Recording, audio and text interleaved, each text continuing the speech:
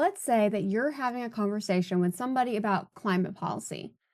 They say, we need to take bold action on climate change because the situation demands urgent measures. Now, you pause for a second because it sounds like they made an argument. They use the word because. So there must be reasoning happening, right? But when you think about it for another second, you realize that they just said the same thing twice. Bold action and urgent measures are essentially the same concept. The situation demands it because we need to do it. They've gone in a circle without actually giving you a reason for why it needs to happen. And this happens constantly, and most people never even notice it. Someone appears to be making an argument. They might use all the right words and have the structure of reasoning. But when you look closely, there's nothing actually there. They've just restated their conclusion in different words and called it proof.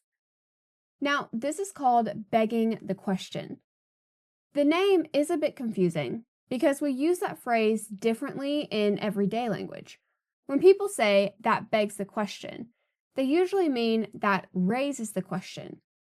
But in the area of logic, begging the question means that you have assumed your conclusion in your premises. You're trying to get your conclusion for free without actually earning it through reasoning. And the simplest version is just pure restatement. You take your conclusion and you say it again using synonyms or different phrasing, and then pretend that you've proved something. Take this example. Democracy is the best form of government because society should be ruled by the majority. It sounds reasonable, but democracy literally means to rule by the majority.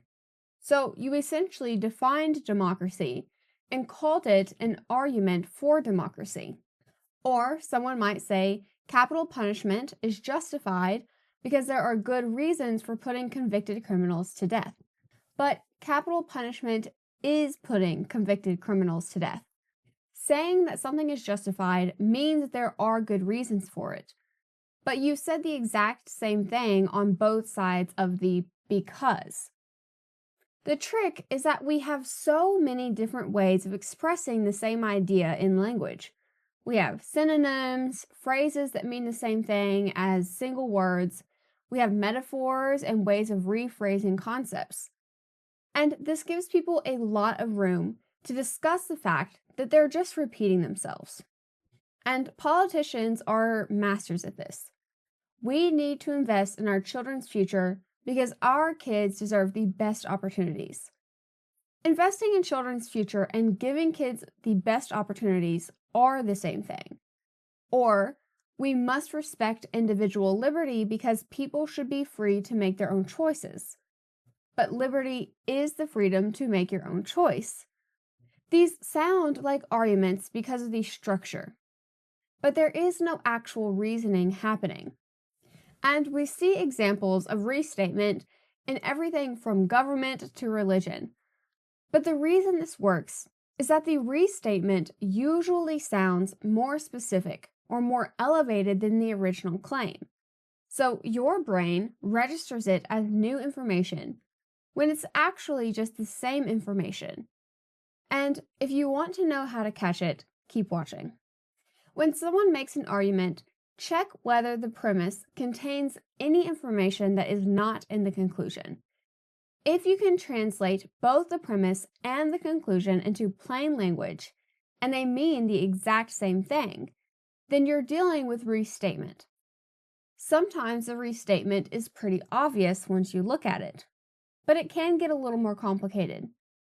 People might build longer chains of reasoning where the restatement is buried in the middle or spread across multiple sentences. This makes it harder to spot because you have to keep track of what's being said across a longer passage. And there's another version of this that's even sneakier. Instead of just restating, people will redefine words mid-argument to make their conclusion work. They take a word that you understand one way, and quietly substitute a different definition that leads where they want you to go. Imagine somebody says, all truly spiritual people are peaceful. Look at Jerry. He goes to protest and he gets angry about injustice, so he's clearly not spiritual. And you think, well, Jerry goes to church. He meditates, he reads scripture, so why isn't he spiritual? And they respond, because truly spiritual people don't get angry. Therefore, if he gets angry, he's not spiritual. What they've just done is redefined spiritual to mean peaceful. Then they use that definition to exclude anyone who doesn't fit their narrow definition. And this lets them win the argument by changing what the words mean. This happens across every platform. The most complicated version of begging the question is circular reasoning, though. This is where you build a chain of arguments that eventually loops back onto itself. A proves B, B proves C, C proves D, and then D proves A. You've gone in a circle without any independent support. Now, these can be especially hard to catch because the circle might take pages to complete. And if you haven't been carefully tracking the entire argument, you might miss that they have just gone in a circle. Imagine that you're trying to get a loan from the bank, but the bank says that you need collateral, and you say that you don't have collateral, but you are trustworthy. The bank says they don't know if they can trust you. You say your friend can vouch for you, but the bank doesn't know if they can trust your friend, and so you will vouch for your friend. Essentially, you've gone in a circle. Your friend vouches for you, you vouch for your friend, and there's no independent verification of anyone's trustworthiness. The reason all these versions of begging the question work is that they have the appearance of reasoning without the substance. They use the language of logic and premises and conclusions. They use words like because and therefore. And your brain recognizes the pattern of an argument and assumes that there must actually be reasoning. But when you slow down and examine what's actually being said, you realize the conclusion was already assumed in the beginning, and that nothing new has actually been established. No actual proof has been offered. But once you're able to recognize this, you'll start to see this pattern everywhere. Advertisements, political speeches, social media arguments, in opinions columns, in conversations with friends and family. And that's why when we are having conversations, we are so used to processing language quickly. But if we want to actually have intellectual conversations, we need to get used to slowing something down. We might hear something that sounds like an argument and move on.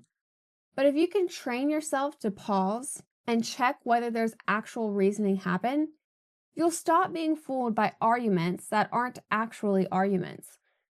And you'll also catch yourself doing it, because we all do. When we're trying to convince someone of something that we really believe, it's tempting to just restate our position in more detailed language and think that we've made an actual case. Real arguments require giving reasons that are independent of your conclusion. Evidence from outside the claim you're trying to prove. Logic that doesn't assume what's already been established. And that's harder than restatement, but it is the kind of reasoning that actually works and that will give you the opportunity to learn more and have more intellectual conversations. So, with that said, thank you guys so much for watching. And as always, don't forget to like, comment, and subscribe. And I'll see y'all next time.